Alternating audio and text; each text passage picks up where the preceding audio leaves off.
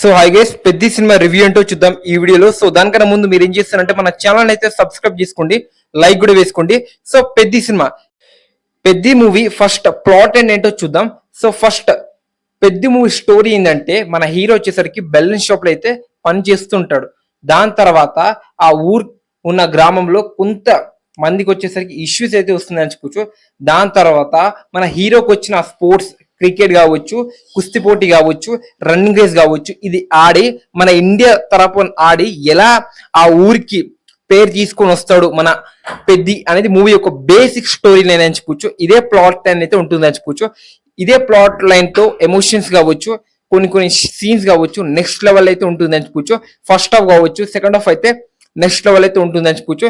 Especially Ram Charan అన్న performance కావచ్చు, తన యాక్టింగ్ అయితే ఒక రేంజ్ లో అయితే వేసిందని చెప్పొచ్చు.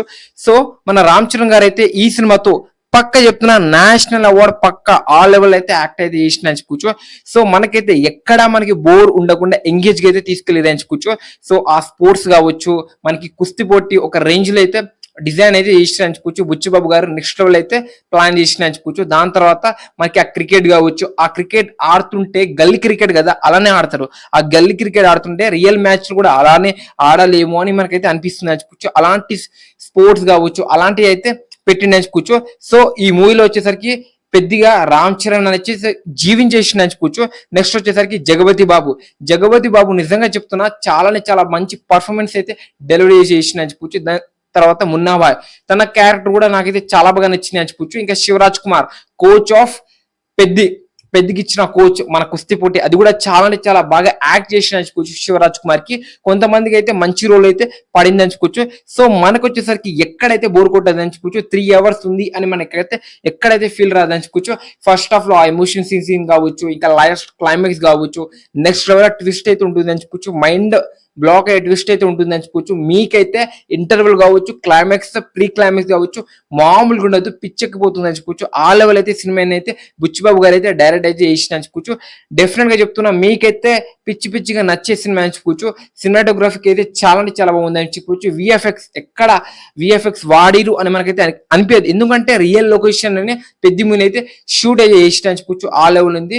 రామ్ చరణ్ బాడీని చూస్తుంటే బాక్స్ ఆఫీస్ మొత్తం దద్దరిల్లిపోతుంది, ఆ లెవెల్ అయితే ఉంది అని చెప్పుకోవచ్చు. నిజంగా చాలా బాగుంది అని చెప్పుకోవచ్చు.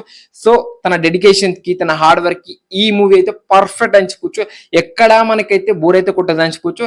డెఫినెట్ గా చెప్పొచ్చు మగధీర, రంగస్థలం, ఆర్ఆర్ తర్వాత ఇది పెద్ది అని మనం అయితే చెప్పొచ్చు, నో డౌట్ అని చెప్పుకోవచ్చు.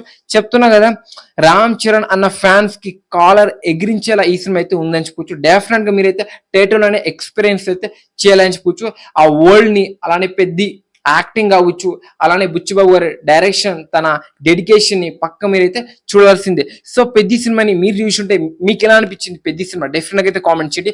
నేను ఈ మూవీకి ఇస్తున్న రేటింగ్ 5 కి 4.5 అయితే ఇస్తున్నా చెప్పుకోవచ్చు. పెద్ద సినిమా అయితే నాకైతే చాలా బాగా నచ్చింది. మీకు డెఫినెట్ గా నచ్చి ఉండొచ్చు సినిమా చూసుంటే, లేకపోతే సినిమాని చూడడానికి డెఫినెట్ గా అయితే వెళ్ళండి. సో ఇది మరి వీడియో. ఈ వీడియో మీరు డెఫినెట్ గా నచ్చుంటే లైక్ చేయండి, షేర్ చేయండి, సబ్స్క్రైబ్ చేసుకోండి. మళ్ళీ నెక్స్ట్ వీడియోతో కలుద్దాం. Thank you so much video వచ్చిన. ఓకే.